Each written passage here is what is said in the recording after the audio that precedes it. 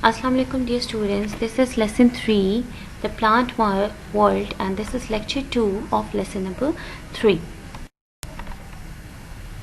Now this is the third topic, that is structure of a seed. Now a seed has 4 main parts. How many main parts? 4 main parts. The first part is the seed coat, the second the endosperm, the third cotyledon, and the fourth embryo. Now this is the diagram of a structure of a seed. It consists of, as I have told, it consists of seed coat. The seed coat is also known as testa. The second, it consists of a young plant, that is the embryo, and a stored food, that is the cotyledon. And the inner portion of the seed contains the endosperm. Now these are the main parts of a seed. Seed coat, the seed coat protects everything inside the seed so that it has a good chance of germinating. ठीक है, जितना भी कुछ आपके seed के अंदर present होता है, it's protected by the seed coat. Why? Because आपका जब सब कुछ प्रोटेक्टेड होगा तो आपका सीड जो है वो अच्छा जर्मिनेट कर पाएगा. What is germination? That is उगना. ठीक है. The seed coat is also called a testa. Seed coat का सेकेंड नेम क्या है? Testa. Now the second part is endosperm. The endosperm is the tissue that surrounds the embryo and provides it with nutrition.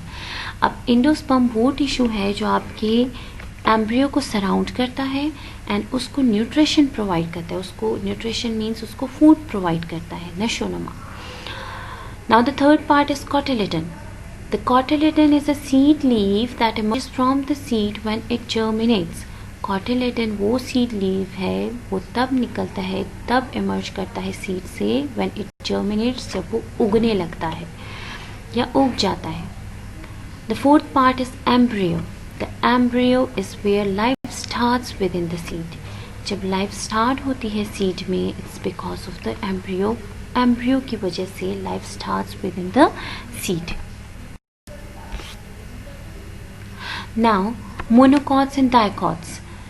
The seeds of flowering plants that contain one cotyledon are known as monocots. As the name indicates, mono means one, cots mean cotyledon.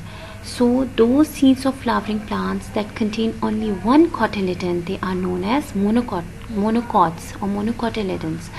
Now examples are, the maize seed is a monocot. Then the seeds of flowering plants that contain two cotyledons are called as dicots. Di means two and cots mean cotyledons.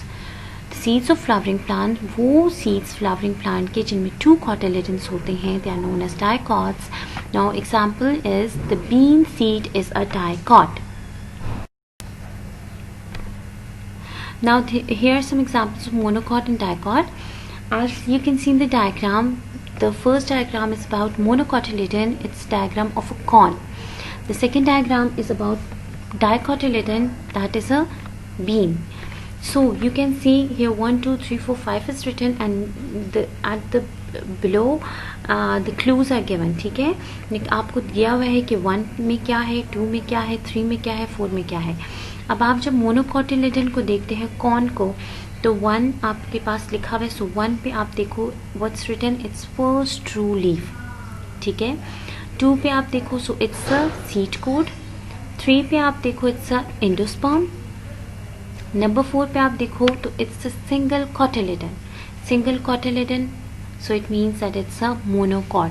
आपको यहाँ से ही पता लग गया कि ये क्या है, मोनोकॉट है. नंबर 5 क्या है आपके पास, embryonic root. Now come to the second diagram, that is the dicotyledon bean. ठीक है.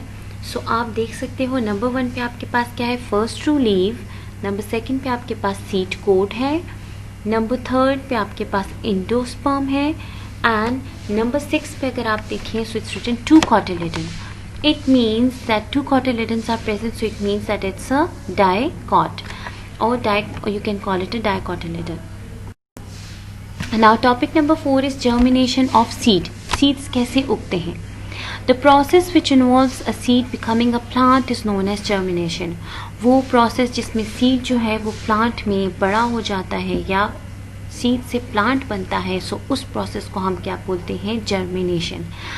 These are the things that a seed needs for germination to occur.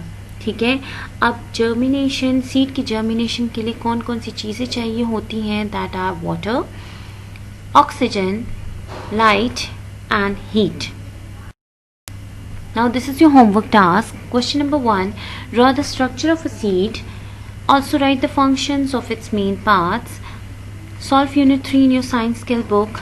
Then submit your task within a week so that I should check it and give you assessment marks, because on the basis of these marks you'll be promoted to your next class.